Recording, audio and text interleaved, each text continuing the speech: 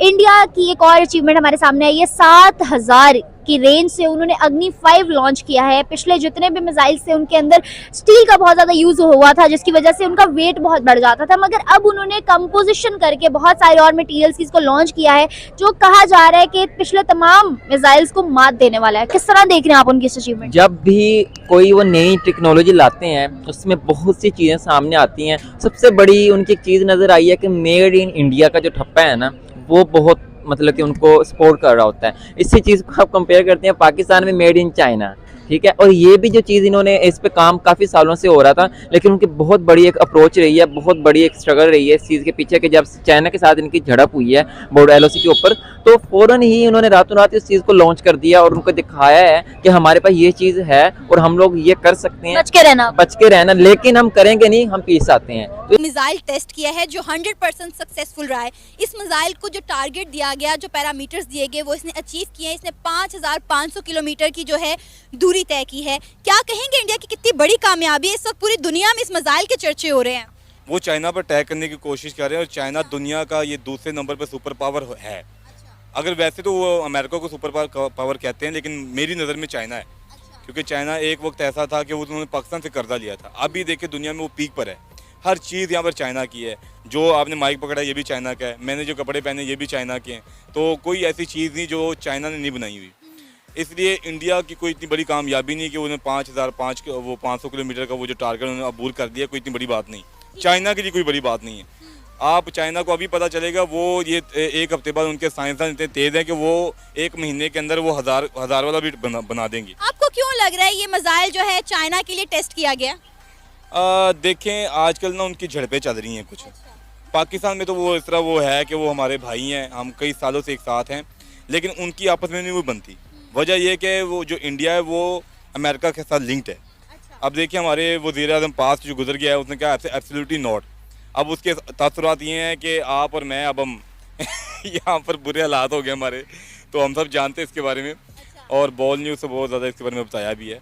तो लेकिन देखें सादा बात है कि इंडिया और वो जो अमेरिका है उनका बहुत आपस में अच्छा लिंक है, और जो पाकिस्तान के साथ अच्छा लिंक जो है वो चाइना के साथ है, ठीक है।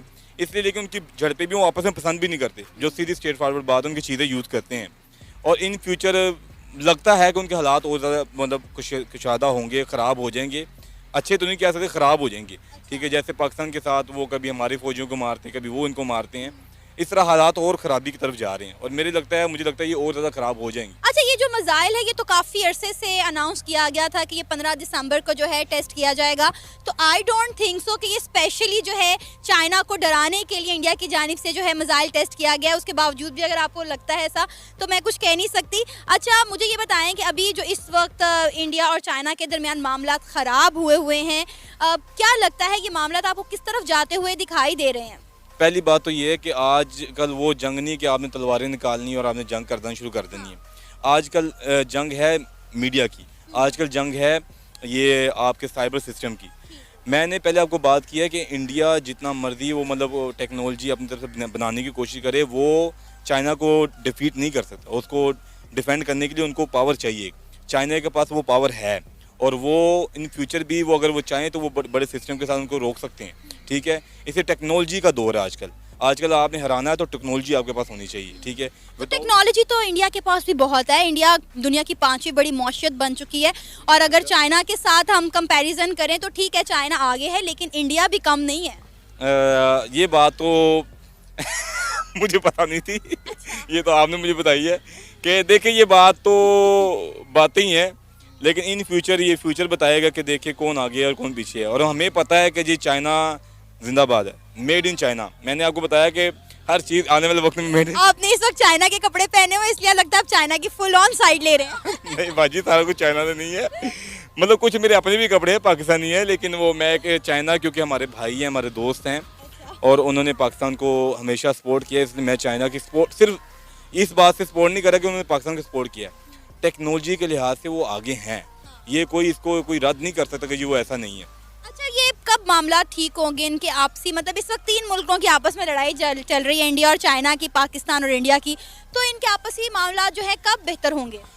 ये बेहतर तब होंगे जब मोदी सरकार उतरेगी अपनी सीट से नीचे, क्योंकि मोदी सरकार को पसंद करते हैं हिंदू लोग, जो इंतहा पसंद है। अभी इंडिया में देखें इंतहा पसंदी की हद है। अभी वो एक शाहरुख खान की मूवी भी आई है पठान, उस पर भी उनको वो गुस्सा है और वो बैन लगा। मैं आजकल ही न्यूज़ देख रहा था। तो इसलिए ये ना, क्योंकि देखें पॉलिटिशियन उनके मामला जो हैं वो उसको हम कभी भी मतलब नहीं कर सकते। अब मोदी का काम ही है, मोदी वोट कैसे लेता है, सिर्फ यही बात करने से कि जी हम वो पाकिस्तान के ख़िलाफ़ बात करके, चाइना के ख़िलाफ़ बात करके, जो वो हिंदू लोग पसंद नहीं करते, उनको पसंद नहीं करते, इसलिए उनको उसकी बात पसंद है, इसलिए उसको वोट करते हैं। और इन फ्यूचर जैसे मोदी नीचे आएगा और मेरे ख्याल में हालात कुछ बेहतरी की तरफ आएंगे, चाहे वो पाकिस्तान के हैं साथ हैं। यहाँ तो यही बताया जा रहा है कि चाइना को लेकर किया जा रहा है।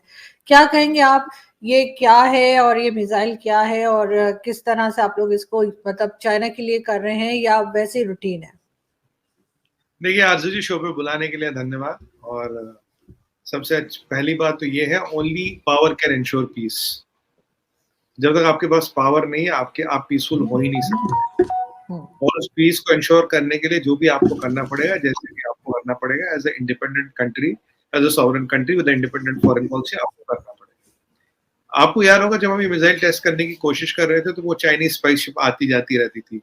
और मैं आपको बता दूं कि अभी एक डिफरेंस है, चाइनीज सैटेलाइट्स में कल एक ब्लैकआउट आता, हमारे 30-32 सैटेलाइट उस ऊपर है, कल कुछ ब्लैकआउट आता। कल हमने रात को टेस्ट की। रात को किस लिए टेस्ट की? कोई चाइनीज स्पाइसशिप निकल गया था, उसे डर के नहीं, बट रात को इसलिए चढ़ के ये मिसाइल जहां जा गई, रात के अंधेरे में ये चांद की तरह चमकती हुई गई। लोगों ने तो इसकी फोटो भी खींची, म्यांमार की एक न्यूज एजेंसी उसने फोटो भी खींची इसकी, लाओस में, कंबोडिया में, ऑस्ट्रेलिया में, काफी जगह जहां से लोगों ने फोटो खींच के लगाई, म्यांमार की एजेंसी ने भी लगाई थी।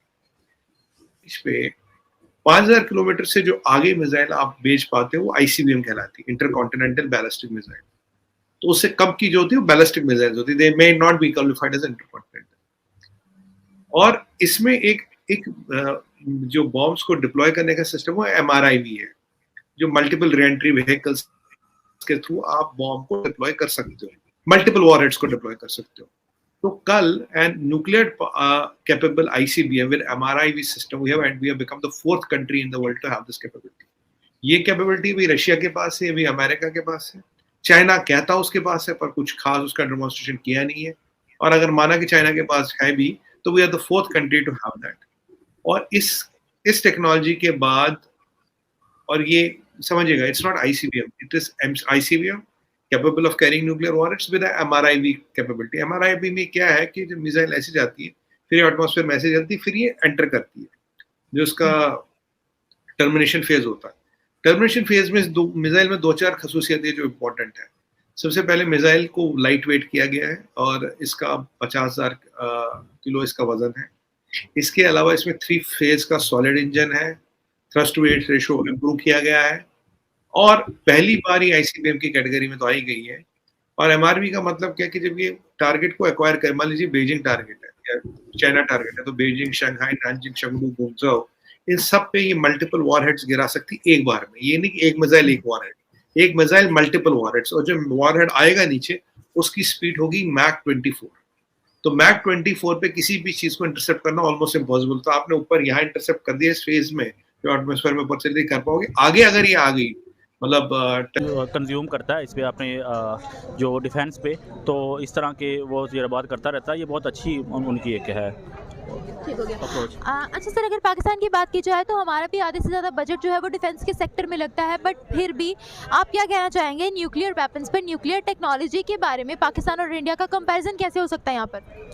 न्यूक्लियर टेक्नोलॉजी को देखा जाए तो पाकिस्तान में ऐसा ही है कि फ़ौज सबसे ज़्यादा बजट जो है फ़ौज पे कंज्यूम हो रहा है, बजट फ़ौज का सबसे ज़्यादा होता है। लेकिन क्या कहेंगे इंडिया की कितनी बड़ी सक्सेस है, क्योंकि इस मिसाइल ने तारीख रकम कर ली है 5500 किलोमीटर की दूरी तय कर। आपने बहुत अच्छा सवाल किया है। मैं इसका ये जवाब देना चाहूँगा कि वो बच्चा जो 10 दफ़ा एक क्लास में फेल हुआ है, 11वीं अटैम्प्ट में वो पास हो जाता है। अच्छा। तो आप इसको बहुत बड़ी अचीवमेंट कहेंगे कि यहाँ इसने तो बहुत बड़ा कारनामा सरंजाम दे दिया है। ऐसा नहीं है। अच्छा। आप ज़रा इंडिया के मुकाबले में चाइना की इकानमी देखें, प्रीवियस हिस्ट्री देखें कि हमेशा इंडिया ने चाइना से कुट खाई है। अच्छा। ठीक है, हाँ, ये कोई इतनी बड़ी बात नहीं है कि उसने एक इसके मुकाबले में। लेकिन सर इस दफा तो देखने को मिला है कि बॉर्डर पर जो झड़पें हुई हैं इंडिया और चाइना के दरमियान रिसेंटली, तो चाइना को भी इंडिया से कुट पड़ी है। ये आपने इंडियन मीडिया वाली बात की है, इंडियन मीडिया ने ये बात बताई है, लेकिन फैक्ट इसके बरक्स हैं। अच्छा, किस लिहाज से कुट पड़ी है? देखें, चाइना हथियारों के लिहाज से उनसे आगे है। ठीक है। आप ये ज़रा ये देखें कि इंडिया के अपने जो फाइटर जेट हैं वो कितने गिर रहे हैं इंडिया में, क्या इसके कंपैरेटिवली चाइना के इतने गिरते हैं? इट शोज़ कि चाइना जो है वो फौजी लिहाज से इनसे बहुत आगे है। ठीक है, तो ये तो बिल्कुल वही स्टूडेंट वाली बात है कि अगर वो 10 दफ़ा फेल हुए और 11वीं अटैम्प्ट में वो अपनी क्लास में पास हो गए, तो इंडिया का जो मीडिया है वो बहुत अच्छा खेलते हैं, हर लिहाज से अच्छा। लेकिन सर इंडिया ने आज तक जितने भी मिशन किए हैं उनमें से काफ़ी सारे मिशन हमेशा सक्सेसफुल रहे हैं। अब देखें, चंद्रयान की बात कर लें तो चंद्रयान 1 और चंद्रयान 2 उन्होंने 2 मिशन किए जो कि दोनों सक्सेसफुल रहे। इसके अलावा आए दिन वो कोई ना कोई सैटेलाइट, कोई ना कोई मिसाइल जो है लॉन्च करते रहते हैं। और जहाँ तक आपने हथियारों की बात की तो उन्होंने इसी साल INS विक्रांत के नाम से अपना एयरक्राफ्ट कैरियर लॉन्च किया और अब वो दूसरे की तैयारी कर रहे हैं। ठीक हो गया, चाइना तो दूर की बात है, उनके कंपैरेटिवली आप पाकिस्तान को देखें। पाकिस्तान का आज तक कोई मिसाइल टेस्ट फेल हुए? चाइना तो दूर की बात है, चाइना को छोड़ दें, क्या पाकिस्तान का कोई मिसाइल टेस्ट फेल हुए? अब मुझे बताएं कि पाकिस्तान ने आज तक कितने मिसाइल जो है टेस्ट किए हैं? हाँ, आप कहाँ से शुरू करूँ? अबाबील से शुरू करूँ, गौरी से करूँ, गौरी 2 से करूँ? ठीक है, मेरा ख्याल है को जो मुझे होश संभाले हुए है तो कम से कम 10 तक तो होंगे। बाकी अभी रिसेंटली कोई मिसाइल या कोई ऐसी चीज़ जो हमने लॉन्च की हो या टेस्ट की हो? ये सारी रिसेंटली की हुई, 1 से 2 साल 3 साल मैक्सिमम 5 साल में हुए। 98 में ही तो हमने अपने एटॉमिक तजर्बात किए हैं, उसके बाद ही ये सारा सिलसिला हुआ है ना। तो ये सर उसके बावजूद भी मैं मानती हूँ कि चले पाकिस्तान ने कुछ मिसाइल टेस्ट किए हैं, कुछ सक्सेसफुल भी हुए हैं, लेकिन वो सब हमने चाइना की मदद से किए हैं। इंडिया हर काम इंडिपेंडेंटली करता है। अच्छा, ये आपने बड़ा अच्छी बात की है कि चाइना की मदद से की है। ये जो है हमारा थंडर जेट, ये पाकिस्तान में बन रहा है या चाइना में बन रहा है? जो हमने अमेरिका से लिया है वो है F-16। उसके बाद हमने मिराज लिए हुए हैं, वो भी बाहर के हैं। ठीक है, ये नवाज शरीफ कमिटमेंट करके आया था चाइना से जब हमें अमेरिका F-16 नहीं दे रहा था। ठीक है, उस वक़्त